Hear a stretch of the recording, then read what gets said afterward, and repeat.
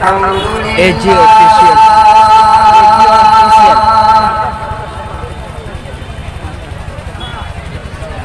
الحمد لله نحمده ونستعينه ونستغفره ونؤمن به ونتوكل عليه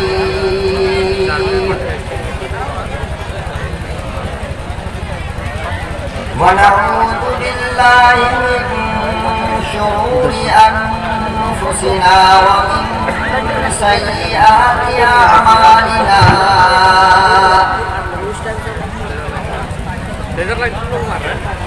ونشهد أن لا إله إلا الله وحده لا شريك له ونشهد أن سيدنا ونبينا وشفيعنا وحبيبنا وطبيبنا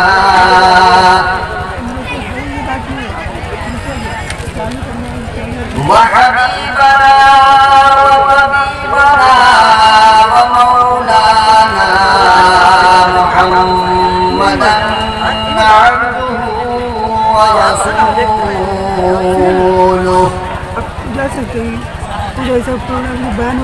أرسله بالحق بشيرا ونذيرا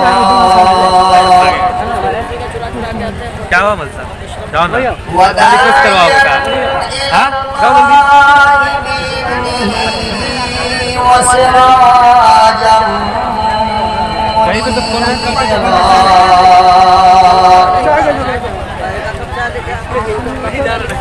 أما بعد فأعوذ بالله السميع العليم من الشيطان الرجيم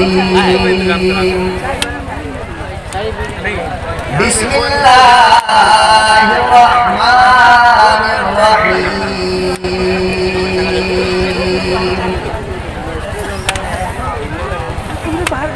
هل يستوي الذين يعلمون والذين لا يعلمون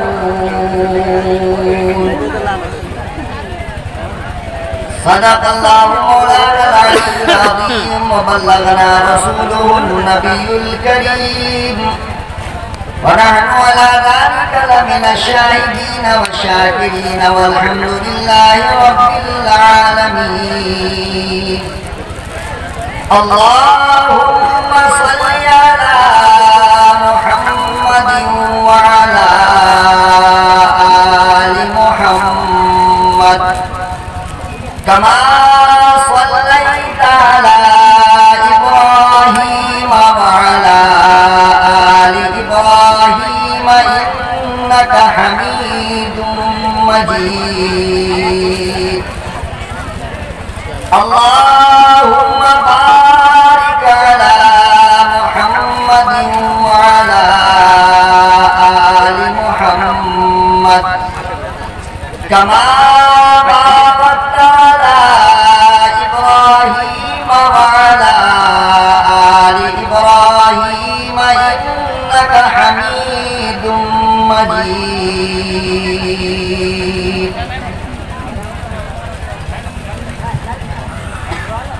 صدائے عشق ہوں نذرانہ دل لے کے آیا ہوں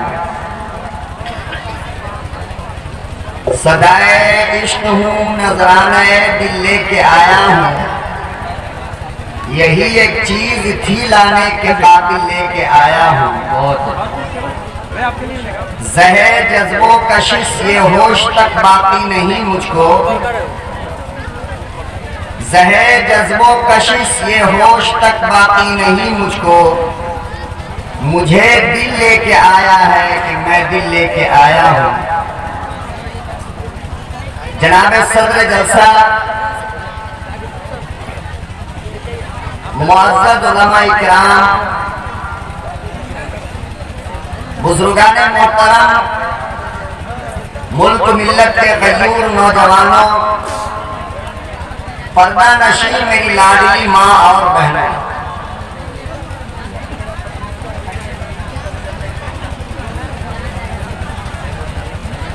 میں اس وقت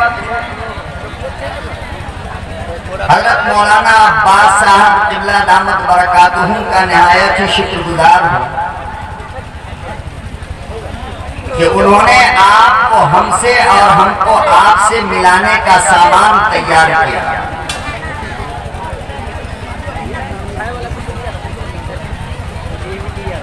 اور اس سے زیادہ اللہ کا شکر اس لیے منا رہا ہوں کہ موجودہ زمانے کے اجلاس میں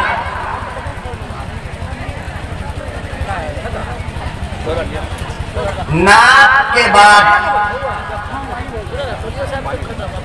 علماء کو عوام کی موجودگی کی بھیک اس طرح مانگنی پڑتی ہے جیسے جمعے کی نماز کے بعد فقیر گیٹ پر بیٹھا بھیک مانگ رہا ہو۔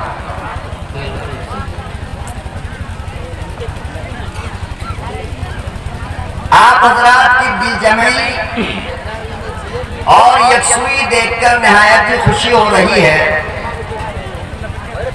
ہماری بدنصیبی یہ ہے کہ آپ سے ملاقات تب ہوئی جب آواز اور گلا یہ دونوں کا دونوں تقریباً 3 مہینے کے مسلسل پروگراموں کی وجہ کر اور موسم کی تبدیلی کی وجہ کر ساتھ دینے کو تیار نہیں۔ اب ایسے حالات میں ایک گزارش میں آپ سے کرتا ہوں کہ آپ کی جھولی میں جو تھوڑی بہت مسکراہٹ بچی ہے وہ مجھے دے دیجئے تاکہ میں اپنی چند باتیں آپ کی عدالت میں ذوق، شوق اور ہمت سے رکھ سکوں۔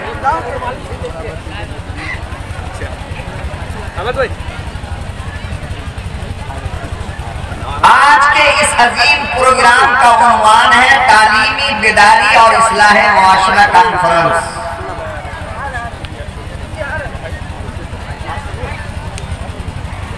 میں آخری حد تک کوشش کروں گا کہ میری گفتگو میں تعلیم بھی آ جائے اور اصلاح معاشرہ بھی آ جائے۔ اب میری کامیابی کی ضمانت آپ کے ہاتھوں میں ہے، آپ کے اخلاص پر منحصر ہے اور آپ کی دعاؤں پر منحصر ہے۔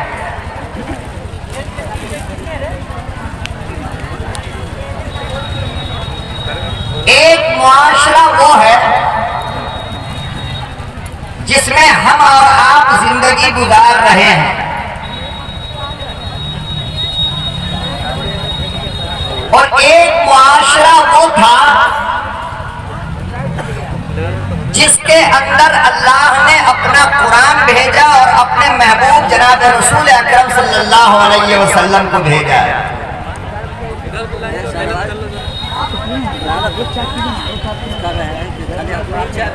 ہم اپنے معاشرے کا مقابلہ جب اس معاشرے سے کریں گے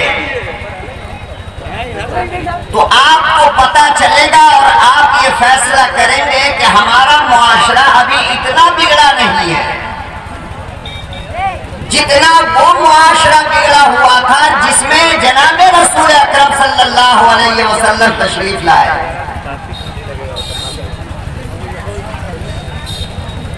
قرآن کریم میں، احادیث نبوی میں، تواریخ میں ان واقعات کا ذکر کچھ اس طرح ملتا ہے کہ دنیا کی وہ تمام برائیاں جو ہو سکتی ہیں وہ ساری کی ساری برائیاں اس معاشرے کے اندر موجود تھی۔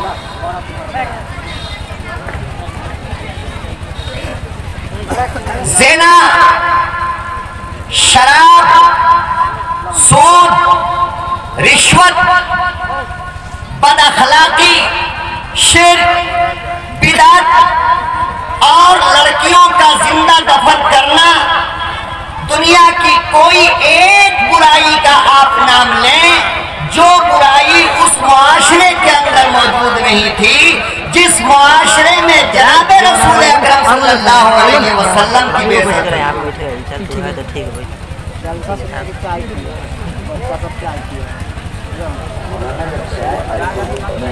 چائے بند کیجیے آپ۔ چھوڑو نا، اے لڑکا مٹن رہے گا چائے۔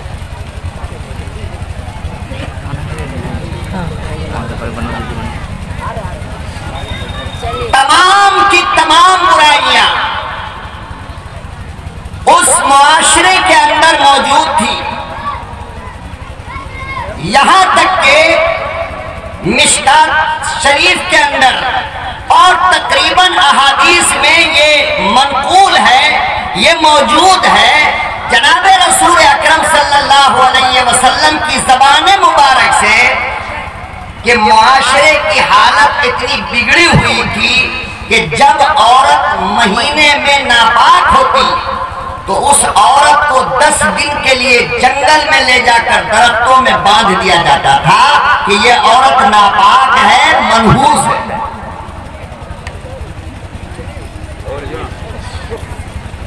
اب آپ سوچ سکتے ہیں، فیصلہ کر سکتے ہیں کہ کبھی برسات کا موسم بھی رہتا ہوگا، کبھی دھوپ بھی ملتی ہوگی، کبھی ٹھنڈ بھی ہوگا، اور پھر جنگل کے اندر عورتوں کے ساتھ یہ حادثہ پورے عرب کے اندر ایک عام بات تھی، چاہے وہ ناپاک ہونے والی بیوی ہو، چاہے وہ ماں ہو، چاہے وہ بیٹی ہو، چاہے وہ بہن ہو، کوئی بھی ہو، ہر مہینے کا 10 دن عورت بیچاری کو جنگل میں گزارنا ہی پڑتا تھا۔ اور کھانا اور پانی ان کو اس طرح پیش کیا جاتا تھا جس طریقے سے ہم اور آپ کتے اور بلی کے سامنے رکھتے ہیں، پیش کرتے ہیں۔ سود خوری ان میں تھی، چوری چماری ان میں تھی، ڈاکہ زنی ان کے اندر موجود تھی، شراب نوشی ان میں تھی، فحاشی عریانیت ان کے اندر تھی، تمام کی تمام برائیاں ان کے اندر موجود تھی۔ اب اللہ رب العزت نے ان کے معاشرے کو بدلنا چاہا، ان کی گندگی کو دھونا چاہا، ان کو پاک کرنا چاہا، تو جناب رسول اکرم صلی اللہ علیہ وسلم کو نبوت عطا فرمائی۔ اور جب نبوت ملی اور اللہ کے وحی کا یعنی قرآن کریم کا سلسلہ شروع ہوا تو آپ تعجب میں پڑ جاؤ گے کہ اللہ نے سب سے پہلا پیغام اور قرآن کی سب سے پہلی آیت جو نازل فرمائی وہ کیا ہے آپ جانتے ہیں؟ ہونا کیا چاہیے تھا کہ اللہ تعالیٰ شراب کی حرمت کی کوئی آیت نازل کر دیتا کہ شراب مت پیو، اللہ چوری سے بچنے کی کوئی آیت نازل کر دیتا کہ چوری مت کرو، اللہ سود خوری کو حرام قرار دینے والا کوئی پیغام نازل کرتا کہ سود مت کھاؤ، اللہ جھوٹ سے بچنے کا کوئی پیغام نازل کرتا کہ جھوٹ مت بولو، لیکن ان میں سے کچھ نہیں، بلکہ سب سے پہلی آیت جو اللہ نے نازل فرمائی وہ اقرا کہ پڑھیے۔ کیا مطلب؟ اللہ کیا کہنا چاہ رہا ہے؟ ظاہر سی بات ہے کہ معاشرے کی اصلاح کی فکر اللہ سے زیادہ کسی کو نہیں، اور جس انداز میں اللہ چاہتا ہے اس انداز میں کوئی معاشرے کی اصلاح کر ہی نہیں سکتا۔ اے غیرت مند مسلمانوں، اندازہ لگاؤ کہ ساری برائیوں کے بیچ میں اللہ کا جو سب سے پہلا پیغام آ رہا ہے وہ علم کے تعلق سے آ رہا ہے۔ گویا اللہ بتانا یہ چاہتا ہے کہ دنیا کی گندگی کو اگر ختم کرنا چاہتے ہو تو علم حاصل کرو۔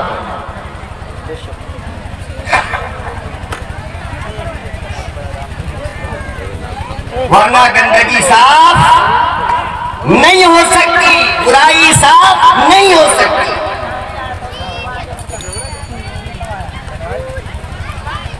اقرا بسم ربک الذی خلق کہ تعلیم حاصل کیجئے. اور ایک المیہ مولانا عباس صاحب بڑا یہ ہے ہمارے علماء کا، قوم کے رہبروں کا، قوم کے ذمہ داروں کا، بڑے بڑے جید علماء کا، جس سے میں تنہ تنہا اختلاف رکھتا ہوں، اور وہ یہ کہ وہ لوگ کہتے ہیں کہ اقرا میں اللہ نے فرمایا علم حاصل کرو، یہ عام ہے، جو علم بھی ہو سکے اس کو حاصل کرنے کے لیے اللہ کہہ رہا ہے. چاہے وہ انگریزی علم ہو یا ہندی کا علم ہو یا رامائن کا علم ہو یا سنسکرت کا علم ہو یا کوئی بھی علم ہو، اللہ کہہ رہا ہے جو تیری مرضی، جو علم چاہے وہ علم حاصل کر.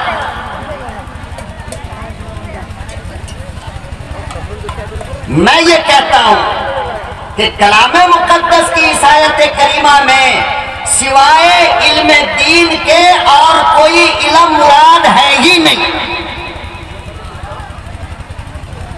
کوئی علم نہیں، صرف علم دین مراد ہے.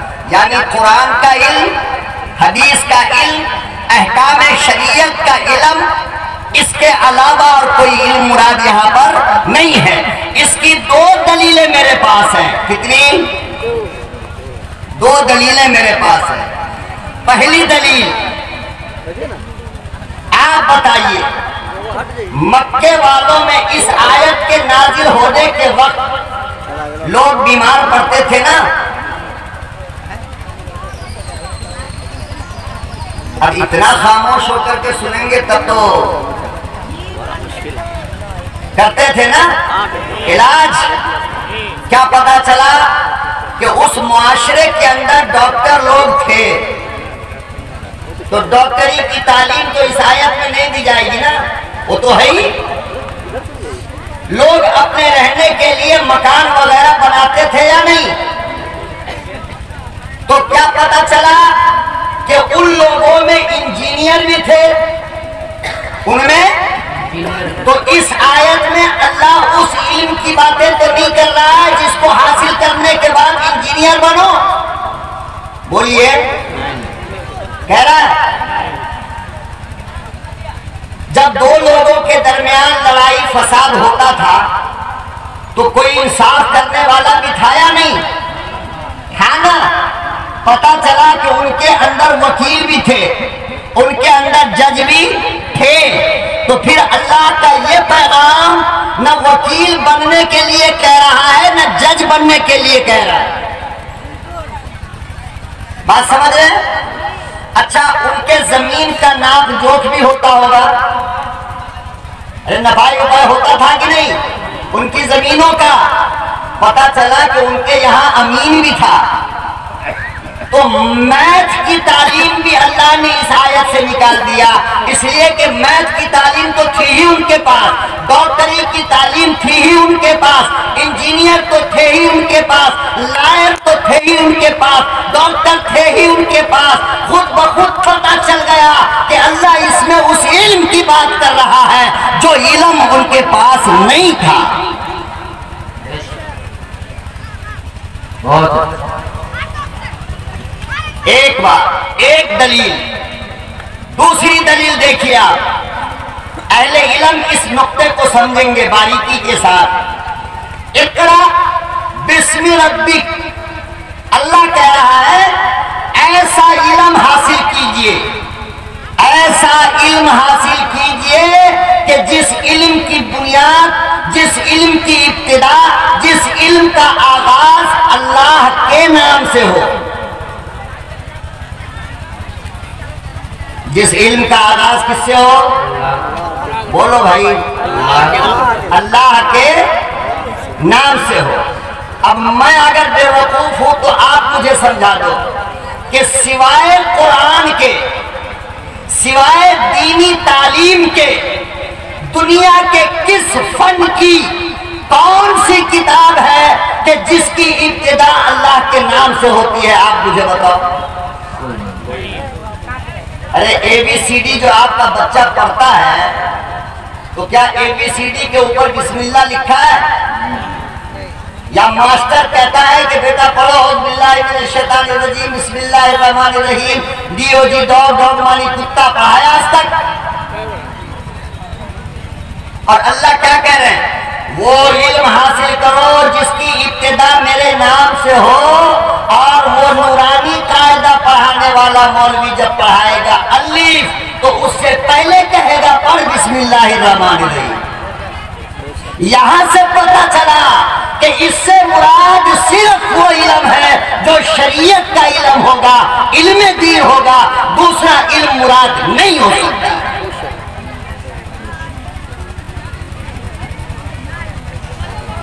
تو بگڑے ہوئے معاشرے کو سدھارنے کے لیے اللہ نے جو سب سے پہلا نسخہ تیار کیا وہ کیا کیا؟ ارے وہ کیا کیا؟ علم کیا۔ اور یہ تو عقل سے لگتی ہوئی بات ہے نا۔ ارے ماں کی عظمت کو نہیں سمجھے گا تو ادب کیسے کرے گا؟ جب ماں کی بے ادبی کرے گا تو معاشرہ بگڑے گا۔ جب بیوی کی محبت کو نہیں سمجھے گا تو حقوق کیسے ادا کرے گا؟ اور جب حقوق ادا نہیں ہوگا تو معاشرہ بگڑے گا۔ جب بیٹی کے وقار کو نہیں سمجھے گا تو بیٹی کو عظمت کی نظر سے کیسے دیکھے گا؟ یہی وجہ ہے کہ آج بیٹیوں کے ساتھ بے شمار واقعات ملتے ہیں کہ باپ نے غلط کیا ہے۔ کیوں؟ اس لیے کہ وہ علم اس کے پاس نہیں ہے جو بیٹی کی عظمت کو سمجھا جائے۔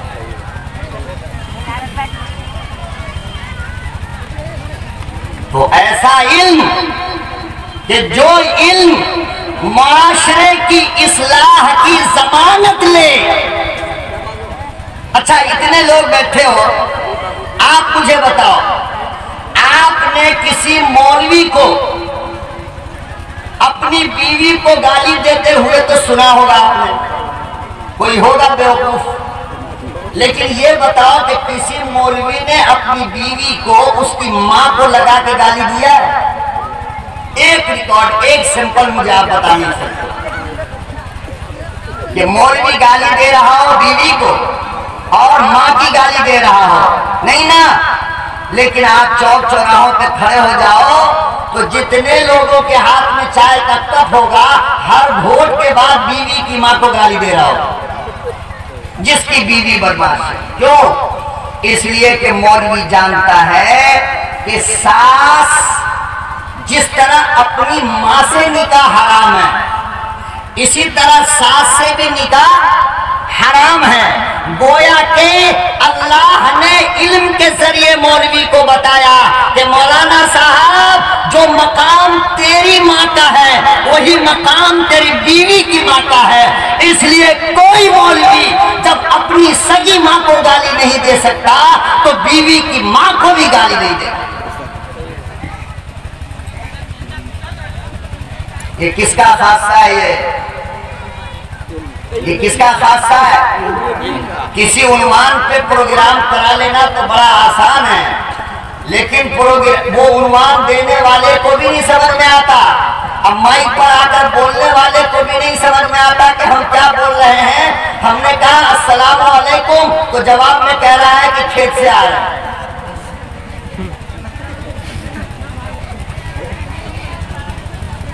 بھائی جس عنوان پہ لوگوں نے چندہ دیا سننے کے لیے، محنت کیا، اس عنوان پہ باتیں کرو نا آ کر کے۔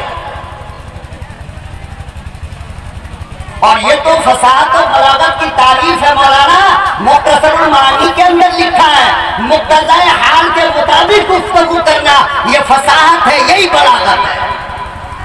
الفاظ کو پرونا اور الفاظ کو ترتیب دینا، الفاظ کے حسن پہ زور دینا، اس کو بلاغت نہیں کہتے، اس کو فصاحت نہیں کہتے۔ قوم جاہل بیٹھی ہو، ان پڑھ ہو، اس کے زبان میں گھس کر بات کرنا، اس کو موضوع سمجھا دینا، یہ فصاحت اور بلاغت کی تعریف ہے۔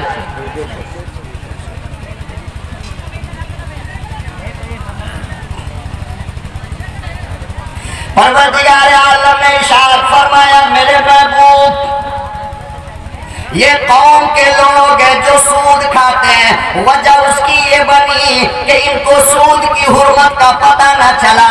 یہ قوم کے لوگ ہیں جو اپنی بیٹیوں کو زندہ دفن کرتے ہیں. یہ اس لیے زندہ دفن کرتے ہیں کہ بیٹی کی عظمت کا علم ان کو نہ ملا.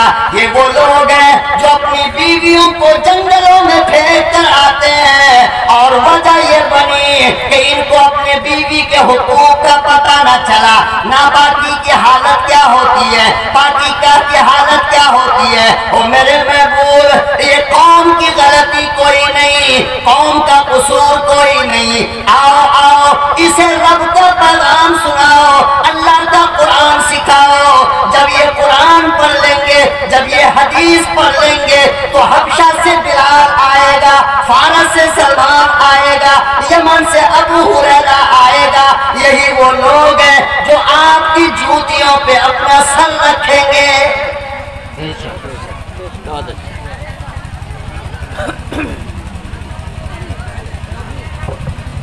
اسی لیے پروردگار عالم نے بار بار قرآن کریم میں اور امام الانبیاء محبوب کبریا حضرت محمد مصطفیٰ صلی اللہ علیہ وسلم نے بار بار یہ ارشاد فرمایا, او لوگو جہالت اندھیرا ہے, علم نور ہے.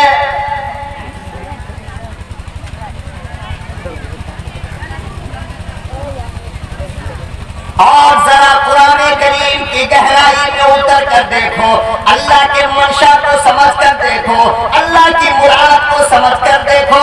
اللہ پاک فرماتا هل يستوي الذين يعلمون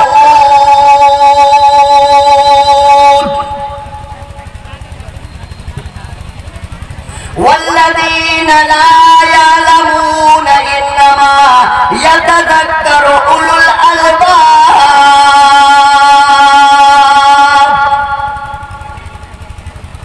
بار بار قرآن کریم کہتا ہے جاہل عالم برابر نہیں ہو سکتے. فرمایا میرے محبوب, اگر یہ شراب پیا کرتے ہیں قصور ان کا نہیں, اس لیے کہ آج تک ان کو پتہ نہ چلا شراب کا پینا حلال ہے یا حرام ہے.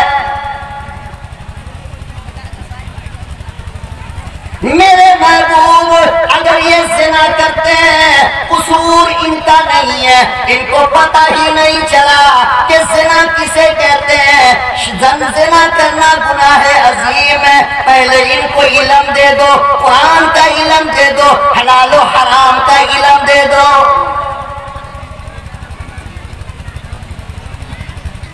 کیا معلوم ان کو؟ ارے مجرم تو تب ہوتے نا جب جان کر انجان بنتے. اسی لیے میں کہا کرتا ہوں کہ اگر اس امت کا معاشرہ بگڑا ہے تو ہم ان سے بڑے مجرم ہیں. وجہ اس کی یہ ہے کہ ان کے بگڑے ہوئے معاشرے میں نہ اللہ کا قرآن تھا, نہ نبی کا فرمان تھا. آج قرآن بھی ہے, نبی کا فرمان بھی. وہ انجانے تھے, بگڑے ہوئے تھے, ہم جان کر بگڑ گئے. قصور کس کا ہے؟ مجرم کون ہے؟ ہم مجرم ہیں یا وہ مجرم تھے؟ اور حالت تو میرے محترم برا مت ماننا اب یہ ہو گئی کہ جس کتاب کو پڑھنے کے لیے اللہ نے نازل کیا, جس کتاب کے علم کو حاصل کرنے کے لیے اللہ نے بار بار تاکید فرمائی, آج اس کتاب کی عظمت, اس کا ادب, اس کا احترام ہمارے دلوں سے نکلتا جا رہا ہے.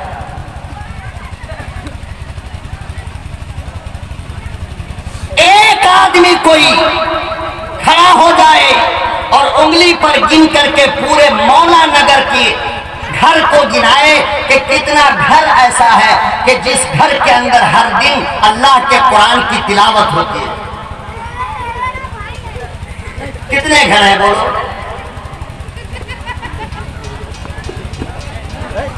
کتنی بڑی بستی ہے ماشاءاللہ.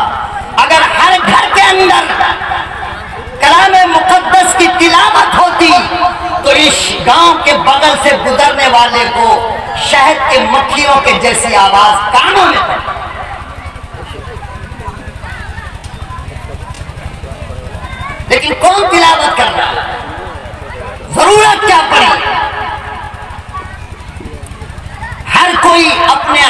मगन है, हर कोई अपने आप में मस्त है, मुआशरे के लिए जलसा करो। अल्लाह के बंदे, अरे पूरे इस्लाह मुआशरा की डिक्शनरी तुम्हारे घर के अंदर पड़ी हुई है। अल्लाह के कुरान से बड़ी नसीहत और क्या हो सकती है? कम से कम उसको खोलो तो, उसको पढ़ो तो, उसको समझो तो, वहीं पर आपको अखलाक मिलेगा, वहीं पर आपको हराम से बचने का तरीका मिलेगा, वहीं पे आपको नमाज मिलेगी, वहीं पे आपको रोजा मिलेगा, वहीं पे आपको ज़कात मिलेगा, वहीं पर आपको बड़े का अदब मिलेगा, वहीं पर आपको छोटे से शफ़क़त मिलेगा, वहीं पर आपको सूद की हुर्मत मिलेगी, वहीं पर आपको चोरी की सजा मिलेगी। अरे मौलवी जो कुछ बोलेगा वो तो सब मौजूद है।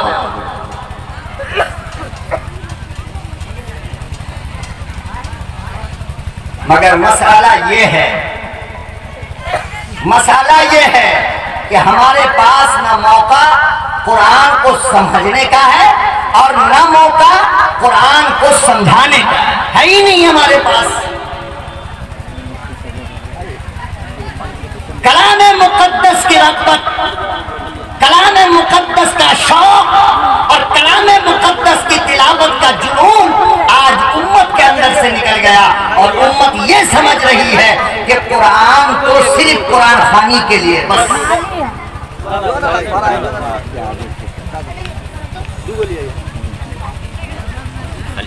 कोई मर जाए तो कुरान खानी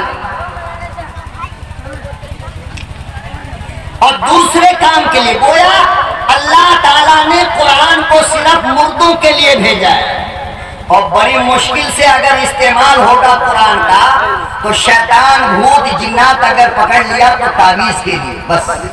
दो ही काम के लिए अल्लाह का कुरान रह गया और तीसरा इसका कोई काम है ही नहीं। अल्लाह अकबर और कबीरा तारीख में मौजूद है। खलीफा हारून रशीद की हुकूमत का जमाना है। मलका ज़ुबैदा बीवी है, आलीशान महल बना रखा है और पूरे महल के अंदर 300 औरतें नौकरानी के लिए काम करती थी।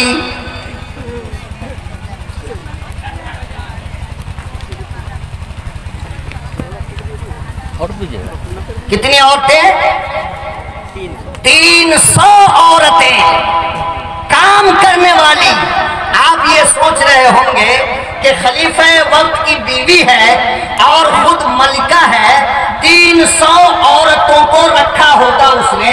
किसी का काम होगा कपड़ा धोना, किसी का काम होगा झाड़ू लगाना, किसी का काम होगा खाना बनाना, किसी का काम होगा बर्तन धोना। नहीं, उलमा ने लिखा है उनमें से एक औरत के जिम्मे भी काम नहीं था। किसी के जिम्मे काम नहीं था, थी नौकरानी, लेकिन काम उनके जिम्मे नहीं था। 2 मिनट मेरी तरफ देख लीजिए और उसके बाद जिधर दिल चाहे आप देखते रहे।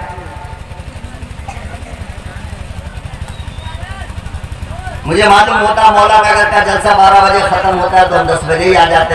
बेचारे मौलाना अब्बास साहब बोल रहे थे, गलत नहीं किया मैंने। 300 कितनी? 300। अच्छा एक काम करो, ये जो बीच में कुर्सी सब रखी है ना, इसको खाली मत छोड़ो। आप सारे पीछे वाले थोड़ा आगे आ जाओ। अगर मुझे आप 2-4 मिनट और सुनना चाहते हो तो सब आगे आ जाओ। आ जाओ आगे, अच्छे लोग हैं माशाल्लाह। आ जाओ आ जाओ।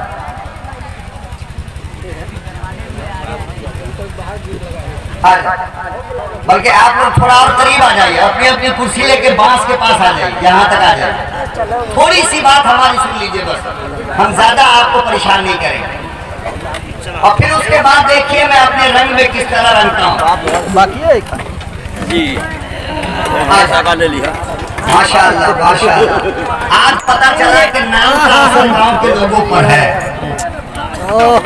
अल्लाह कबूल फरमा ले। जो नसीब गए बस वो गए, चलिए उनको छोड़ दीजिए। आ जाओ भाई, पीछे कोई ना खड़े रहो, 2-4 मिनट के लिए आ जाओ बस।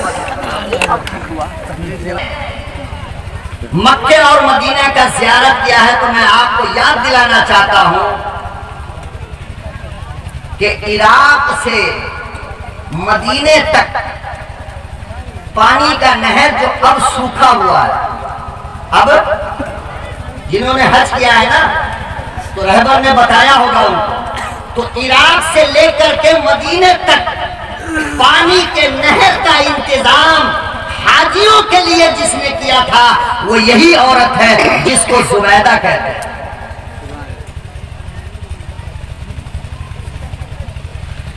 بادشاہ کی بیوی اتنی نیک ہوگی, سمجھ میں بات نہیں آ رہی. ہم لوگوں کو تو 2-4 بنگلہ بلڈنگ گاڑی واڑی ہو جائے تو بیوی کا سر معراج کے لیے چلا جاتا ہے, نیچے رہتا ہی نہیں. وہ بادشاہ کی بیٹی بیوی ہے زبیدہ, اور 300 عورتیں محل کے اندر شوہر نے دیا تھا کام کے لیے, لیکن ملکہ نے اندر رکھ کر کے ان سے جو کام کروایا ہے کتاب میں جب پڑھا خدا کی قسم آنسو رکتے نہیں. اللہ اکبر و کبیرہ کتابوں میں لکھا ہے ان میں سے ایک عورت بھی ایسی نہ تھی, ان میں سے ایک لڑکی بھی ایسی نہ تھی جو اللہ کے قرآن کی حافظ نہ ہو. تمام کی تمام عورتیں کلام مقدس کی حافظہ تھی, اور ملکہ نے 300 عورتوں پہ ڈیوٹی لگا رکھا تھا کہ ہر عورت ہر دن نماز فجر کے بعد اللہ کے قرآن کے 3 پاروں کی تلاوت کرے.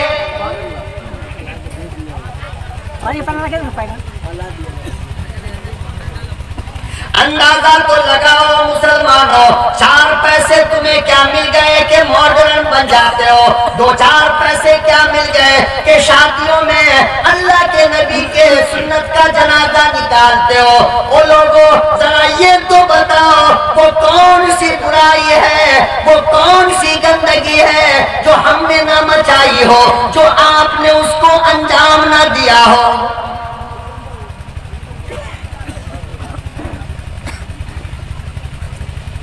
اللہ کی قسم ہے جتنا وقت تم موبائل کا استعمال کرتے ہو, اگر 1 گھنٹہ فارغ کر لو روزانہ 2 پارے قرآن کی تلاوت ہو جائے گی. مگر حالت یہ ہو گئی جتنی محبت موبائل سے ہے اس کا 1 گنا محبت اللہ کے قرآن سے نہیں.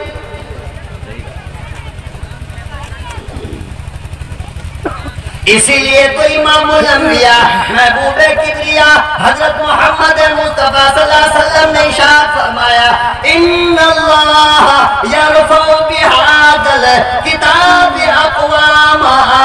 ارے یہی وہ قرآن ہے جنہوں نے بہت سارے لوگوں کو مقام دے دیا, بہت بلندی تک پہنچاتا ہے یہی قرآن. وَيَرْفَعُ وَيَرْضَوْ بِهِ آخری, اور بہت سارے لوگ ہیں جن کو اسی قرآن نے ذلیل کر کے دکھایا, رسوا کر کے دکھایا. پتہ نہیں کیوں سمجھ میں بات نہیں آتی کہ آج قرآن کی طرف دماغ بھی نہیں جاتا, اور اگر بڑی مشکل سے کوئی کھول لے تو 1-2 صفحہ پڑھے گا اور نیند آنے لگے گا. عجیب بات, لذت نہیں آ رہی, مزہ نہیں آ رہا, کلام مقدس کی تلاوت میں لطف نہیں آ رہا. حالانکہ پتہ کی بات سن لو, کلام مقدس کے جو آداب ہیں اگر اس کے ادب کے ساتھ آپ نے اللہ کے قرآن کو سنا, اور سننا تو دور کی بات ہے, پڑھنا نہیں آتا, کان بہرا ہے سن بھی نہیں سکتے, آنکھیں اندھی ہیں پڑھ نہیں سکتا, تو حدیث پاک کے اندر موجود ہے. ارے پگلے, اللہ کے قرآن کو محبت سے اٹھا کر سینے سے لگا لے, اس کے ایک حرف کی مٹھاس تیرے سینے کے اندر چلا جائے گا.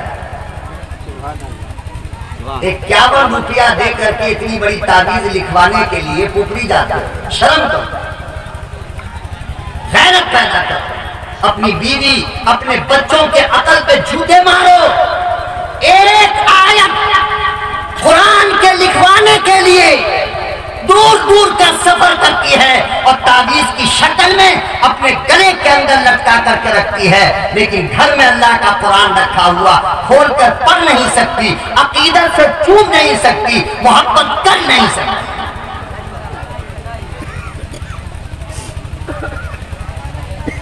مولانا فضل الرحمن گنج مراد آبادی کا ایک مرید تھا، ڈاک منشی کا کام کرتا تھا بیچارہ، ڈاکیا کا کام، بہت بڑے اللہ والے تھے۔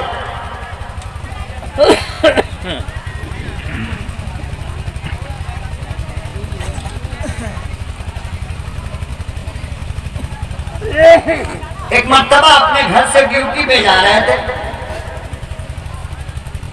راستے میں جب گئے تو دیکھا کہ جنگل میں ایک درخت کے نیچے دو آدمی ایک جنازہ لے کر کے بیٹھا ہوا ہے۔ کیا لے کر بیٹھا ہے؟ تھوڑا سا ہنس کے اجازت دو، بولو جنازہ۔ جی، دو آدمی ایک جنازہ لیے ہوا بیٹھا ہوا ہے۔ مولانا عباس صاحب نے بھی منہ میں پان بھر لیا تو سبحان اللہ بھی گئے۔ بھائی کو گردانوں کا تن دے دو، یہ بچپن سے ہی بہت شریر ہے، ایک ہی کمرے میں تھے الحمدللہ۔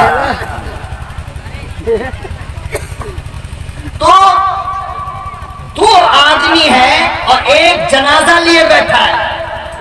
وہ جو عبد الرحیم نام کے مرید تھے مولانا فضل الرحمن گنج مراد آبادی کے، بیچارے سائیکل سے جا رہے تھے، وہاں پہ سائیکل کو روکا، دونوں سے پوچھا بھائی کیا بات ہے، یہاں پہ کیوں بیٹھے ہو، یہاں پر کیوں بیٹھے ہو؟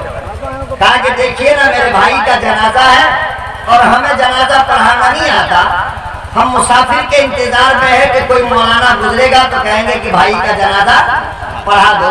ہم ہی نہیں تھے، نہیں تو کہتے زمین کا بٹوارا کرے تو اور جنازہ پڑھا دے ہم۔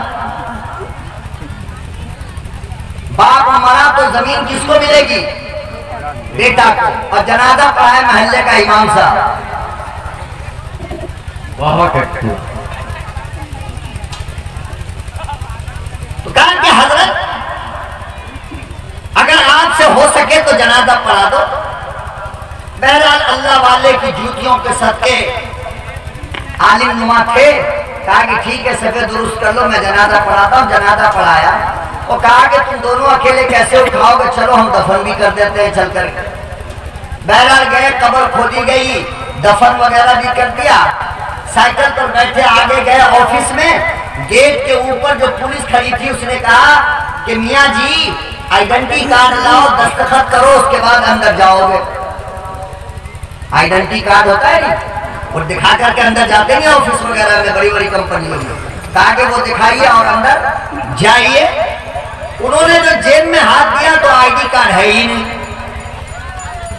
اب بیچارے منشی جی پریشان ہوئے کہ اللہ اکبر، گرا تو کہاں گرا۔ ایک دم دماغ پہ زور دیتے ہوئے ان کو خیال آیا کہ میں جو مٹی دینے کے لیے جھکا تھا نا، تو شاید کہ قبر میں میرا کارڈ گر گیا، قبر میں میرا کارڈ گر گیا۔ یہ واقعہ میں سمجھو بیان کے آخری حصے کے طور پہ سنا رہا ہوں۔ آپ کا رد عمل جواب اگر صحیح رہا تو کچھ اور اس کے اندر اضافہ ہو سکتا ہے، ورنہ پھر وہی ہوگا کہ ہم چلے اور دوسرے کو بلایا جائے، اضافہ ہی ہوگا۔ یاد آیا، فوراً گئے، وہ لوگ قبر تیار کر کے جا رہے تھے، دوڑتے ہوئے گئے منشی جی اور کہا کہ بھائی میرا جو سرکاری نوکری کا کارڈ ہے نا، وہ کارڈ اس کے اندر شاید گر گیا، اگر آپ کی اجازت ہو تو میں قبر کھود کر اس کو نکال دوں۔ دونوں نے کہا کہ بھائی امام صاحب ہیں، نکالنے میں کیا مصیبت ہے، نکال لیجیے۔ دونوں ساتھ آیا، منشی جی بھی آیا۔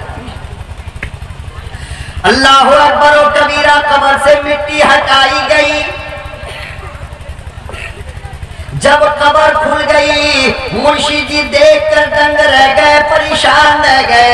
ابھی گھنٹہ نہیں گزرا دفن کیے ہوئے، ابھی लम्हा दो लम्हा नहीं गुजरा है, अभी दिन दो दिन नहीं गुजरा है, अभी साल महीना नहीं गुजरा है, अभी ताजी ताजी कब्र है। मुंशी जी ने जब कब्र खोदा, मुंशी जी की आंखें बहने लगी, क्या मंजर देखा है, किताब में मौजूद है।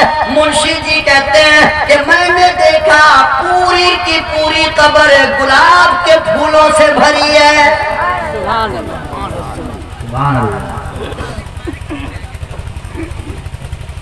मेरा ताज फूलों के ऊपर रखा हुआ है। मुंशी जी कहते हैं मैंने वो ताज खाकर जेब में रखा और मैंने उन दोनों से कहा, ऐ जाने वाले, पहले मुझे इनके घर का पता बता।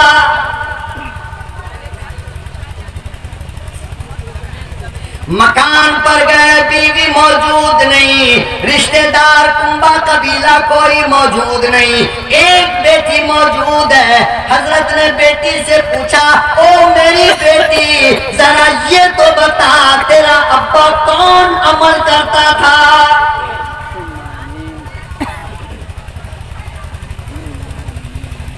तहज्जुद की नमाज का पाबंद था, कहने लगी नहीं। सदका खैरात बहुत करता था, कहने लगी नहीं। ज़कात देता था, नहीं। नमाज का पाबंद था, नहीं। फिर क्या अमल करता था? बेटी ने जो अगला जुमला कहा, मौला नगर वालों अपने जहन में महफूज कर लो, मौलवी के बात की सदाकत के लिए यही काफी है। बेटी कहने लगी, अब्बा मेरा जाहिल था, पढ़ना उसे नहीं आता था, पढ़ाना उसे नहीं आता था, मगर अल्लाह वाले मेरे अब्बा की एक आदत बड़ी अच्छी थी। क्या? कहती हैं कि मेरा अब्बा हर दिन सुबह के वक्त सूरज निकलने से पहले ये जो कुरान रखा है ना, इसको उतार कर नीचे रखते और फिर उसको खोलकर उसकी हर लाइन पे उंगली फिराते और कहते कि मेरे अल्लाह तूने सच कहा है, तूने सच कहा है, तूने सच कहा है। ये कहते कहते मेरे अब्बा की आंखों से आंसू बह जाते थे।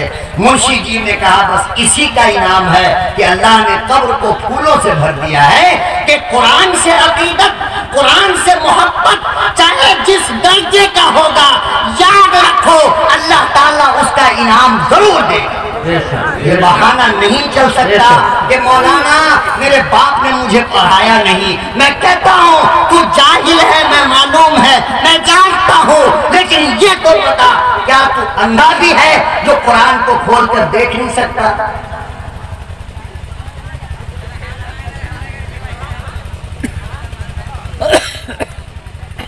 आप अंधे भी हो सकते हैं, क्या आप कुरान को उठाकर सीने से भी नहीं लगा सकते? अरे हद तो ये हो गई मौलाना कि जहेज की फहरिस्त जब बनती है तो सबसे पहले नंबर पर कुरान का नाम होता है, नहीं होता? होता है। या यहाँ हीरो होंडा पहले लिखा जाता है? कुरान लिखते नहीं, उसके बाद जानेमाज, बहिश्ती जेवर, उसके बाद जानेमाज। लेकिन पैमानों को आप देखोगे कि जिस वक्त जहेज का सामान उतरता है, मेरे रब की कसम खा करके कहता हूं, आज तक किसी बाप ने कुरान खोलकर उसकी क्वालिटी नहीं देखा कि कुरान मेरे बेटे को जहेज में कैसा मिला। देखा? बड़का टैंक सबसे पहले खुलेगा, ये बुढ़िया जहर की पुड़िया सबसे पहले चाबी तलाशेगी, टैंक की चाबी किधर है। फिर उसके बाद टैंक को खोल करके लोगों के सामने दिखाया जाएगा, ये डलिया, ये बर्तन, उसमें से एक कहेगी अरे बर्तन तो बहुत पतला एल्युमिनियम का दे दिया है, तो कोई कहेगा गैस का चूल्हा कंपनी का नहीं है, लोकल है, तो कोई कहेगी कि फ्रिज भी गड़बड़ दे दिया है, जो बाप जन्म में कभी फ्रिज का डोर भी नहीं खोली होगी। ऊपरी की अलमारी नसीब नहीं, वहां गोदरेज की तलाश हो रही है। नई साइकिल चलाने नहीं आता और 1.5 लाख का बाइक चाहिए इनको।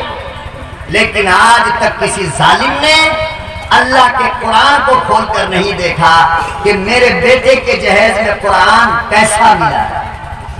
جب قوم کی یہ حالت ہوگی اے لوگوں تو سچی بات بتاؤ کہ گھر میں رکھا ہوا یہ قرآن تمہارے نام سے بددعا نہیں کرتا؟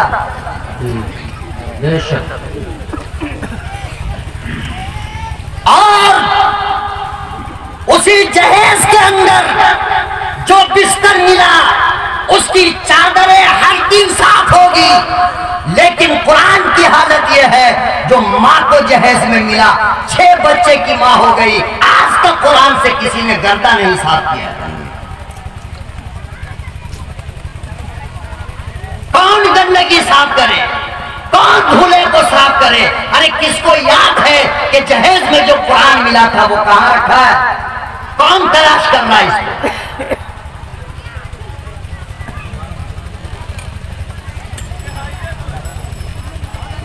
کرواتے رہو پوری زندگی تقریریں، خوب کرواؤ، لیکن یاد رکھو جب تک کہ خود فیصلہ نہیں کرو گے کہ ہمیں سدھرنا ہے، ہمیں علم حاصل کرنا ہے، ہمیں اپنے بچیوں کے ناشتے بعد میں بنیں گے، پہلے بیوی سے کہا جائے گا میرے اللہ کا قرآن پڑھ۔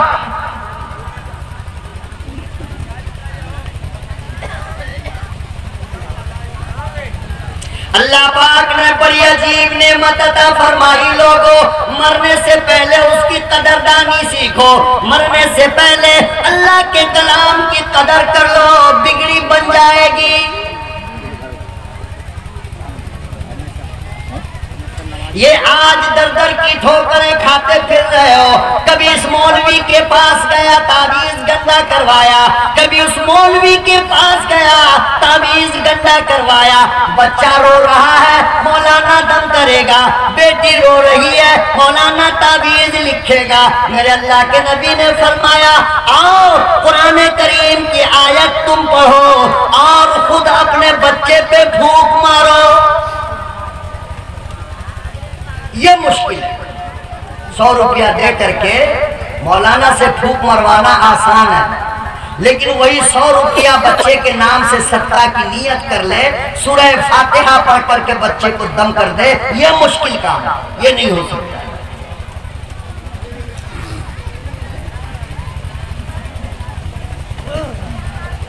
عجیب بات ہے، 1978 کی بات ہے، جمال عبد الناصر مصر کا صدر تھا۔ نہیں پورا ٹائم صدر، مصر کا صدر، اور 1978 کی بات ہے، آخری واقعہ صرف آپ برداشت کر لیجئے مجھے بس، پھر اس کے بعد جید مقرر حضرات بڑے بڑے علماء آپ کی فہرست میں ہیں الحمدللہ۔ ہم تو بغیر اشتہار کے مولوی ہیں، آ کر کے آپ کا ٹائم خراب کر رہے ہیں۔ تفصیل سے 1978 میں مصر کے صدر تھے جناب جمال عبد الناصر، روس کے سرکاری دورے پر گئے، اور روس کا جو صدر تھا اس وقت خروچیف، نام بھی گدھے کے جیسا تھا، خرو، اور روس کی حکومت کا قانون، شرعی قانون کل بھی وہی تھا آج بھی وہی ہے، چونکہ کمیونسٹ کی حکومت ہے، وہ لوگ خدا کے قائل نہیں ہیں، وہ کہتے ہیں کہ خدا ہے ہی نہیں۔ کیا کہتے ہیں؟ خدا ہے، نہ رام ہے، نہ سیتا ہے، نہ خدا ہے، نہ اللہ ہے، نہ رحمان، نہ رحیم کوئی۔ چائنا میں بھی اسی کمزور کی حکومت ہے، اور رسیا میں بھی، بولو نا، اسی کی حکومت، اسی کی حکومت۔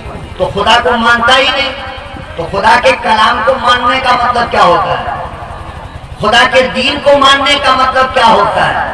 لیکن قرآن وہ کتاب اللہ نے عطا فرمائی ہے ملت اسلامیہ جو سر چڑھ کر اذان دیتی ہے، کوئی کتنا بڑا منکر کیوں نہ ہو، جب قرآن کے پاس آئے گا تو قرآن اپنا جادو ضرور دکھائے گا۔ تو جمال عبد الناصر رسیا کے دورے پر گئے 1978 میں. تو سرکاری محل کے اندر پروگرام رکھا گیا، بھائی مصر کا صدر آیا، معمولی بات تو ہے نہیں. تو پورے کا پورا صدر محل، پورے کا پورا محل ان کے وزیروں سے بھرا ہوا ہے. یہ وہ وزیر، وہ وزیر، وہ وزیر، پورے کا پورا. جمال عبد الناصر یہاں پہ کھڑے ہیں اور بغل میں روس کا صدر کھڑا ہے. روس کے صدر کے دماغ میں کیا بات آئی؟ کہنے لگا جمال، ارے کوئی آدمی جب کسی کے یہاں جاتا ہے تو گفٹ لے کے جاتا ہے، تحفہ لے کے جاتا ہے. تو میرے لیے کیا لائے؟ تو میرے لیے جمال عبد الناصر نے کہا کہ اس بار تو بھول گیا، اگلی بار آؤں گا تو ضرور لاؤں گا. کا وعدہ پکا ہاں پکا. دوسرے سال پھر جانے کا ارادہ ہوا روس کے دورے پر. جمال عبد الناصر کو ایک دم سے یاد آیا کہ میں نے تحفے لانے کا وعدہ کیا. تو حضرت قاری باسط کو بلایا. اس وقت قاری باسط زندہ تھے. تو قاری باسط کو بلایا جمال عبد الناصر نے اور کہا کہ میرے ساتھ آپ کو روس چلنا ہے، میرے ساتھ آپ کو. اب قاری باسط سوچ رہے تھے کہ سرکاری دورہ جو خدا کو نہ مانے اس کا ملک، وہاں میرا کیا کام ہے؟ تو صدر نے کہا کہ بس چلنا ہے، میرا حکم ہے. کہا ٹھیک ہے، کپڑا وپڑا باندھا اور چلے. شاہی محل کے اندر پروگرام رکھا گیا. اپنی عادت کے مطابق پورا محل بھرا ہوا تھا وزیروں سے. روس کے صدر نے کہا جمال وعدہ یاد ہے؟ کیا کہا تھا اگلے سال آؤں گا تو گفٹ لے کر آؤں گا. کہا بالکل لایا ہوں. کہا بالکل لایا. کیا لائے؟ حضرت جمال عبد الناصر نے کہا وہ گفٹ لے کر آیا ہوں، وہ تحفہ لے کر آیا ہوں جو پروردگار عالم نے زمین والوں کے لیے بھیجا تھا، دنیا والوں کے لیے بھیجا تھا. وہ تو دہریہ صدر ہے، کچھ بھی سمجھنے سے قاصر رہا. پریشان ہو کر کہنے لگا کہ میری سمجھ میں نہیں آ رہا ہے، کس تحفے کی بات کرتے ہو، کس گفٹ کی بات کرتے ہو، مجھے سمجھاؤ.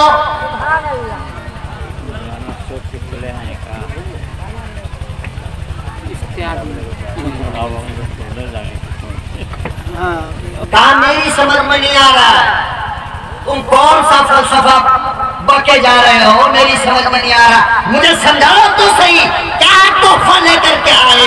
تو جمال عبد الناصر نے اس وقت، آخری بات کہہ رہا ہوں سن لیجیے آپ، اس وقت جمال عبد الناصر نے قاری باسط کی طرف انگلی کا اشارہ کیا اور کہا کہ بیٹا ذرا میرے اللہ کا قرآن سنا دو. اب ادھر قاری باسط ہے، بغل میں جمال عبد الناصر ہے، ادھر روس کا دہریہ صدر کھڑا ہے جو قرآن کو کیا کسی خدا کو، نہ خدا کو، نہ رب کو، نہ رحمان کو، نہ رام کو، نہ رحیم کو، کسی کو مانتا ہی نہیں. اللہ اکبر و کبیرہ کتابوں میں موجود ہے. قاری عبد الباسط نے اپنے انداز میں کانوں پر ہاتھ رکھا اور اللہ کا کلام پڑھنے لگا. یاسین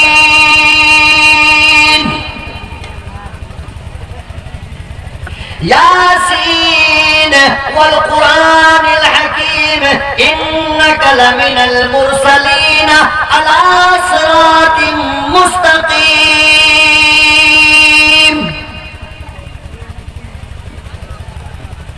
جمال عبد الناصر بھی سن رہے، روس کا صدر بھی سن رہا ہے. اللہ اکبر و کبیرہ. صدر محترم جناب عبد الناصر کہتے ہیں میں نے آنکھوں سے دیکھا، میری آنکھوں نے دیکھا پورے محل میں کوئی ایسا نہ تھا جس کی آنکھیں نہ بہ رہی ہو.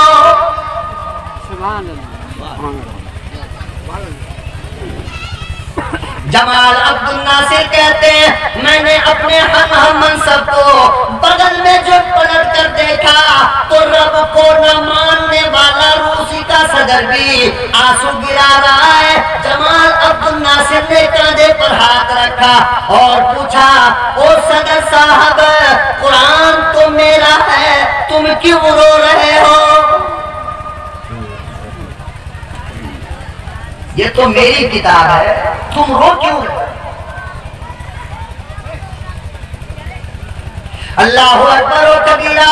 روس کا صدر کہنے لگا جمال بات تو صحیح ہے، سمجھ میں نہیں آ رہا ہے، مگر پتہ نہیں کیا ہوا میرے دل کے اندر اترتا چلا جا رہا ہے۔ سبحان اللہ۔ اور اس دن اس نے جمال عبد الناصر کو قسم دے کر کہا، او جمال، پوری دنیا نے میرے لیے تحفے لائے، پورا یورپ لے کر آتا ہے، لیکن جو مزہ تیرے تحفے میں آیا آج سے پہلے کبھی نہ آیا۔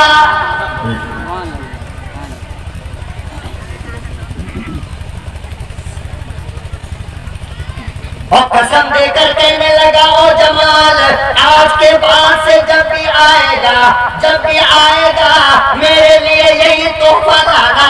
میں سمجھتا ہوں کہ دنیا میں اس سے حسین تحفہ کوئی نہیں۔ اور کہنے لگا جمال، آج تک میرے دل کو اتنا سکون پہلے کبھی نہ ملا۔ سبحان اللہ۔ یہ قرآن کیا ہے؟ یہ قرآن۔ اور آخری ایک بات مولانا اشتیاق صاحب قبلہ دامت برکاتہ مگر اجازت ہو آپ کا یہ بیٹا سنا دے۔ جی بہت لمبا ٹائم ہے۔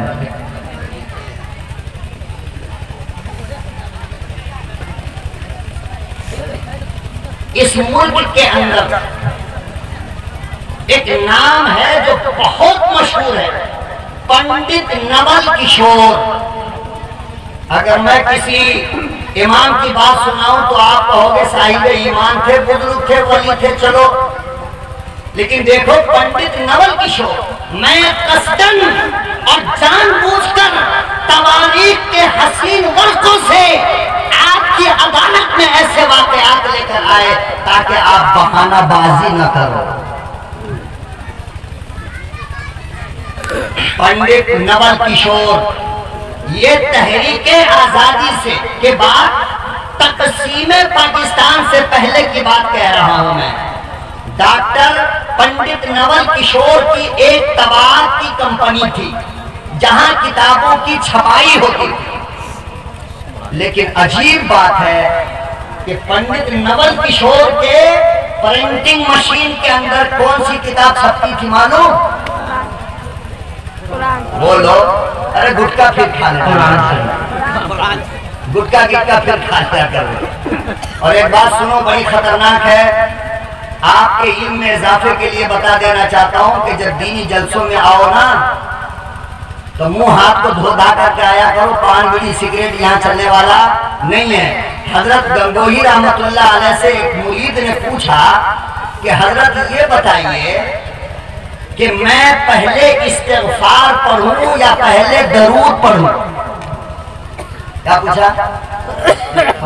ایسے کرنا چلے گا، بولنا پڑے گا، پہلے استغفار پڑھوں یا پہلے درود پڑھوں؟ تو حضرت گنگوہی تھے تو گنگوہی نا، ہمارے سر پر تاج تھے نا، کہنے لگے ایک بات بتا، کپڑا پہلے دھوتا ہے یا عطر پہلے لگاتا ہے؟ کپڑا پہلے دھوتا ہے یا عطر پہلے لگا؟ تو اس نے کہا حضرت پہلے کپڑا دھوتے ہیں اس کے بعد عطر لگاتے ہیں۔ تو حضرت گنگوہی نے فرمایا کہ توبہ استغفار کر کے پہلے اپنی روحانی گندگی کو صاف کر، پھر میرے محبوب کے اوپر درود پڑھ۔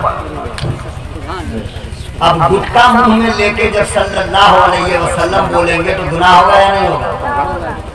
مرزا مظہر جانے جانا علیہ رحمہ جامعہ مسجد کی سیڑھی پر بیٹھے ہیں، ان کا دستور یہ تھا مولانا کہ 3 لاکھ مرتبہ ڈیلی درود شریف پڑھا کرتے ہیں۔ کتنی بار؟ 3 لاکھ بار۔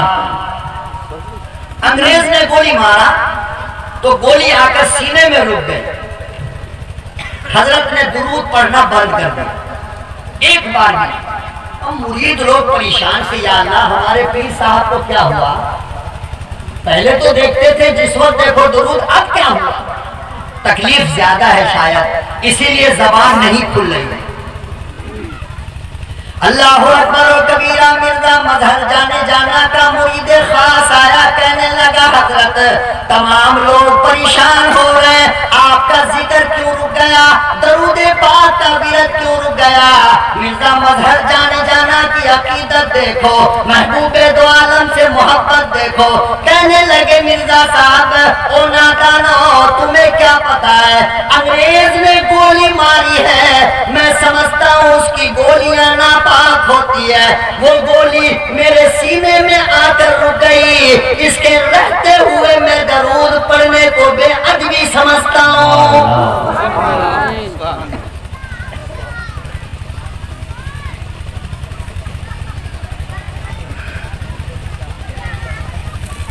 گندے منہ سے درود پڑھنا بے ادبی ہے، اور نام سن کر درود نہ پڑھنا کنجوسی ہے۔ اب جب صغرا کبرا دونوں ملے گا، استاد مربی تشریف فرما ہے، تو نتیجہ ایک ہی نکلے گا، کیا کہ پاک صاف ہو کر مسواک وغیرہ کر کے عطر وغیرہ لگا کر پھر ہم کہاں آئے؟ جلسے میں۔ اور یہاں تو شاعر سب جو ہے نا مداح رسول کہلاتا ہے، اور اسٹیج پہ بیٹھ کر کے گٹکا کھا کر فتویٰ کرتا ہے، مولانا آپ کے سامنے ہم 4 گٹکا کھا لیے، اپنی نعت بھی پڑھ دیا، آپ کو پتا چلا؟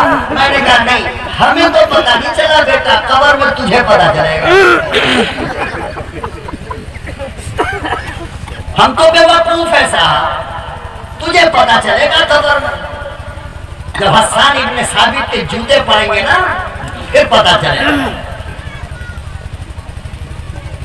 بہرحال تو میں عرض یہ کر رہا تھا، عقیدت سمجھانا چاہ رہا ہوں میں آپ کو کہ پنڈت نول کشور کے پرنٹنگ مشین کے اندر جو کتاب کی پرنٹنگ ہوتی تھی وہ صرف اور صرف اللہ کا قرآن تھا۔ مالک کون ہے؟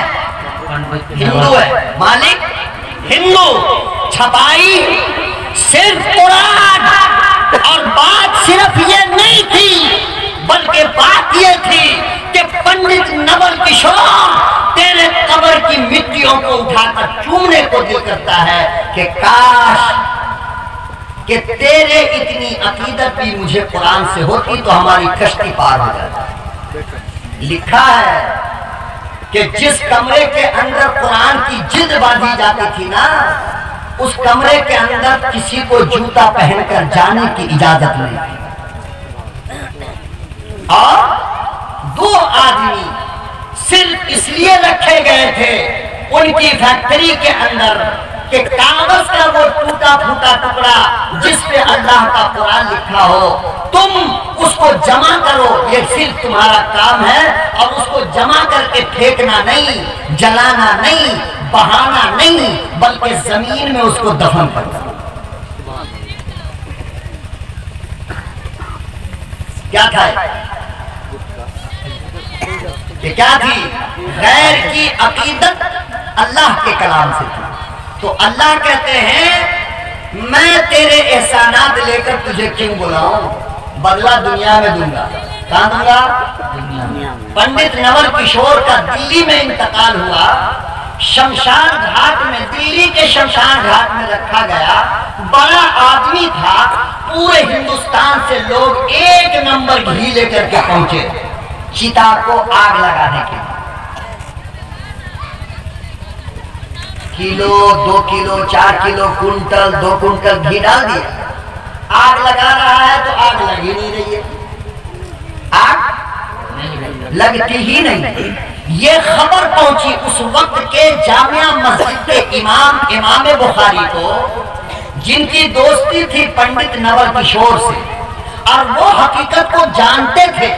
امام بخاری شمشان گھاٹ میں آئے اور کہا کہ پنڈت جی پورے ہندوستان کی ماچس ختم ہو جائے گی، پنڈت نول کشور کو آگ نہیں لگ سکتی، یہ ہم غریب مسلمانوں کا عقیدہ ہے، یہی عظمت قرآن ہے۔ पंडित ने कहा क्यों? कहा इसलिए कि ये कुरान का अदब करता था पूरी जिंदगी, और जो कुरान का अदब करता हो उसे आग नहीं लगेगी। अब यहीं पर इमामुल अंबिया की बातें सुनो और लोगों, मुझे ये बताते चलो कि जब एक काफिर अल्लाह के कुरान का अदब करता हो, दुनिया की आग उसको जलाने से कासिर रही, दुनिया की आग उसको जलाने की ताकत नहीं रखती। तुम कुरान वाले हो, नबी वाले हो, किबला वाले हो, जरा ये तो बताओ कि अगर तुम कुरान का अदब करोगे, जहन्नम की आग कैसे जलाएगी?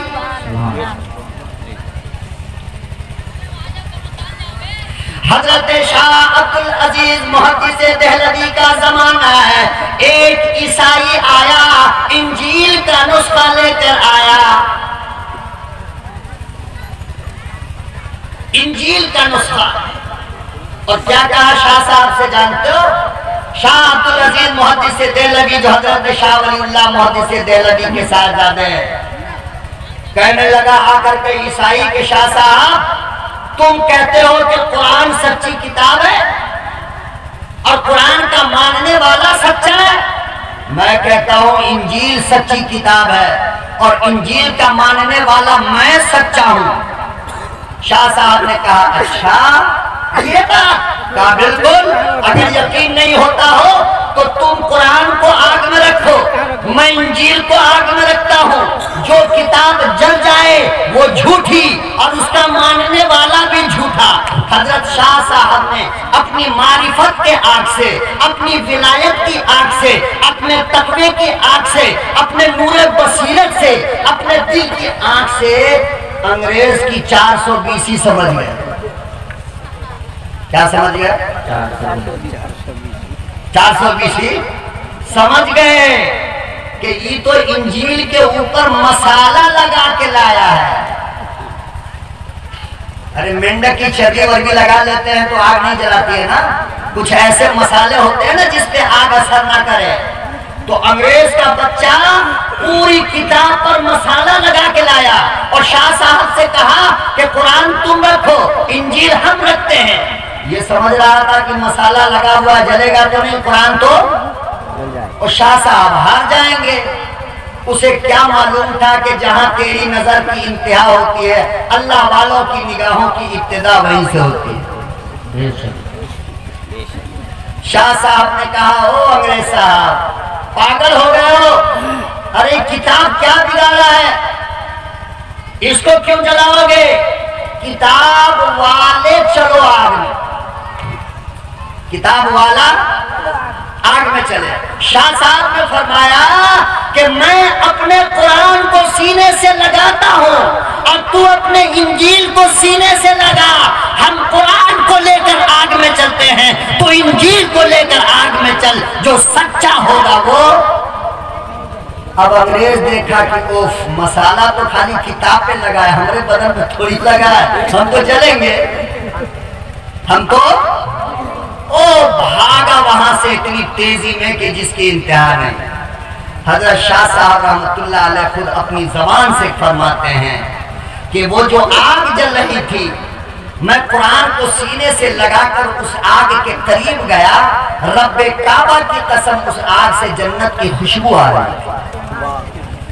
हजरत शाह साहब फरमाते हैं कि उस दिन मेरी समझ में ये बात आई कि जो अल्लाह हजरत खलील पर आग को जन्नत बना सकता है, मोहम्मद के गुलामों पर कलामे मुकद्दस के अदब के सत्ते में आग को जन्नत क्यों नहीं बना सकता?